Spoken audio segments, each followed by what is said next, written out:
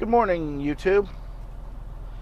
Well, school starts 1 week from today, and as you can see, I'm on the road in my truck.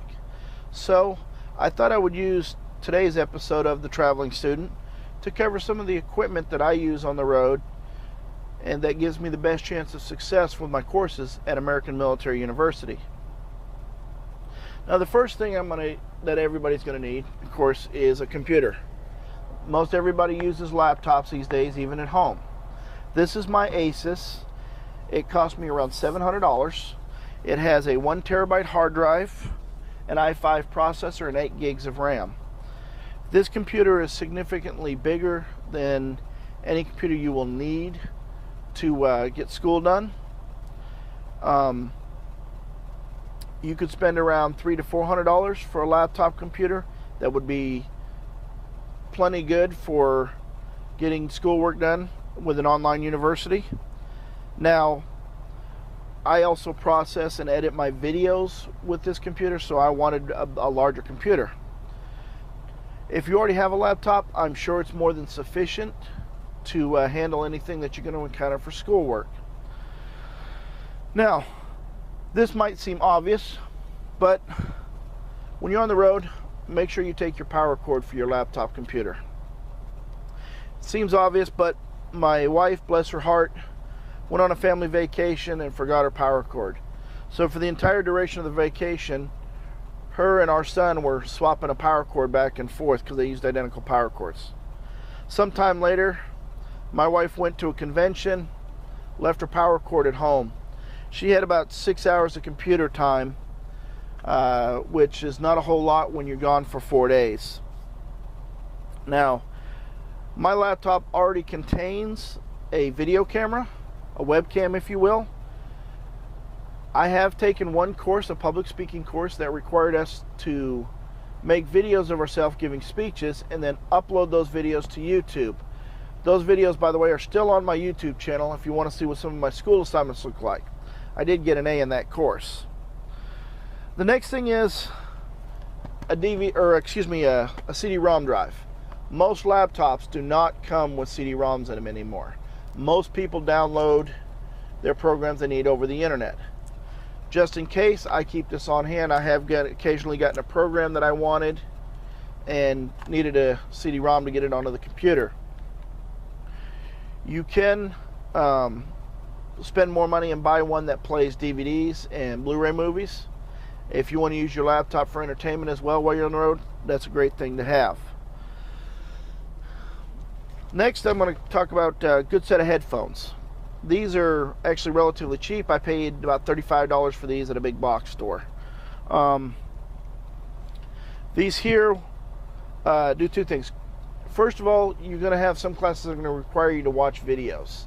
This will allow you to watch those videos undisturbed by chaos around you, and it will also allow you to not disturb your neighbors.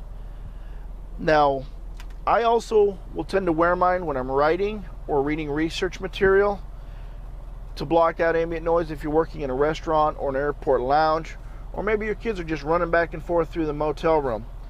This will allow you to give you some semblance of peace and allow you to focus a little bit more. Now, my laptop also has a touch screen and a touchpad. The touch screen's pretty cool, but it doesn't work well for school. I'm not a big fan of the touchpad, so I purchased a wireless mouse. These are available $20 to $30 at any big box store. I keep it close with a couple of extra AA batteries. If you have a mouse, you're going to need a mouse pad.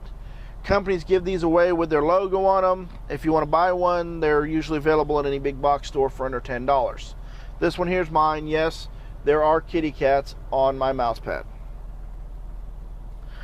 Now, being that I process a lot of videos, I keep a 1 terabyte external hard drive. Just simply because I have so much data I need to keep track of. I keep all my video footage on this. It's not required or needed for school.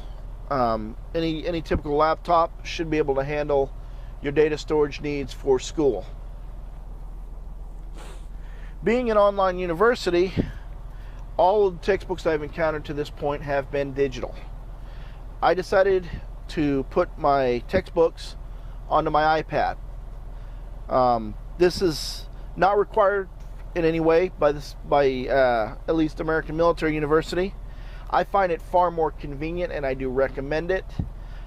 You can download your textbooks directly to your laptop, but then if you have to access your textbooks while you're in the classroom, you're switching from one screen to the other. This way I can just have both open at the same time. It's like having a physical textbook. This is the low end of an Apple iPad mini as far as data storage goes, and it is not connected to my cellular carrier, so it just works off of Wi-Fi. Your price on tablets is going to depend on the brand and the features and the amount of memory you have. The next thing I want to talk about is a Wi-Fi personal hotspot.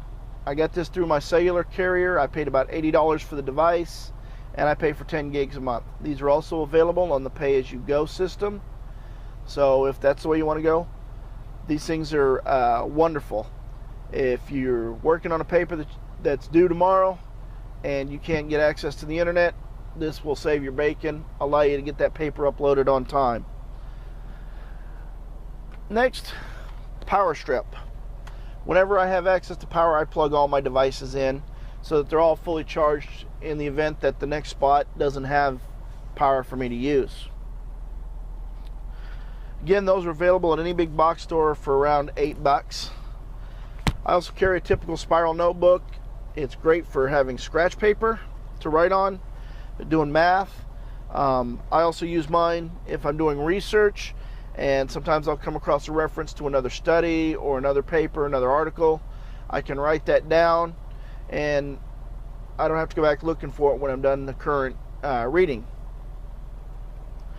Next thing is a good computer bag. This one works as a backpack, has a padded section for my computer, and it will hold all my gear, which is important, so it's all together, all in one place. Now, these are the basics here. You're going to have to adjust your own setup to meet your own needs.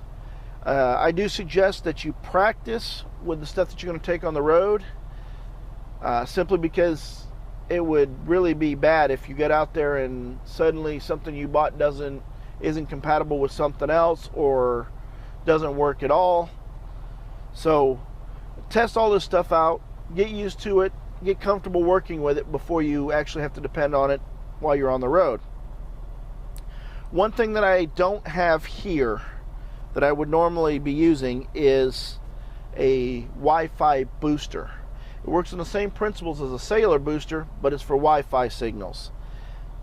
It's at home. I haven't got it out of the box yet, but I promise I will get that out next time I'm home and test it out, and I will get a review up on that. Again, that may not be something you need if you're using a personal Wi-Fi hotspot. 10 gigs of data through that is more than enough to cover everything all of your school needs. So if you have any questions or comments about stuff I've presented here today, you can leave me commentary, you can send me a message.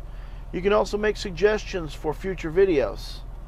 If you like this one, give me a thumbs up. Be sure to subscribe so you can get all the latest updates, and I hope to see you folks all in the next video.